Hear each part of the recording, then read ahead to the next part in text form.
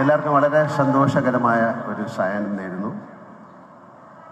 ഇരട്ടി മധുരമുള്ള ഒരു ആഘോഷ നിമിഷത്തിലാണ് നമ്മളെല്ലാവരും. ഒരു ദേശത്തിൻ്റെ പ്രിയപ്പെട്ട പുത്രൻ ഒരു നാടിൻ്റെ തന്നെ മുഖ്യനായി മാറിയ അനർഘ നിമിഷം.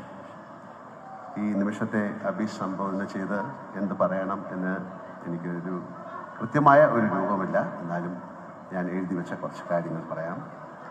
ഞാൻ അടക്കമുള്ള മലയാളികളുടെ പ്രതീക്ഷകളുടെ ഭാരം എത്രയുണ്ട് എന്ന് പ്രിയപ്പെട്ട സതീശൻ സാറിനിപ്പോൾ അറിയുന്നുണ്ടാവാം.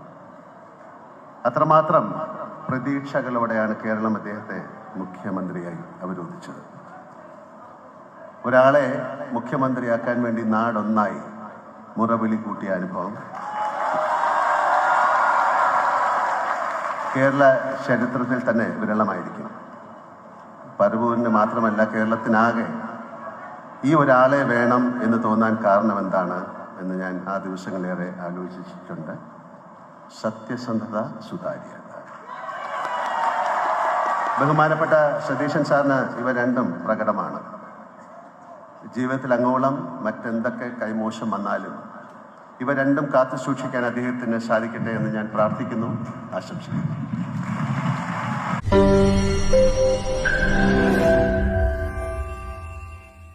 ലോകത്തെവിടെയായാലും ഏത് സമയത്തും 24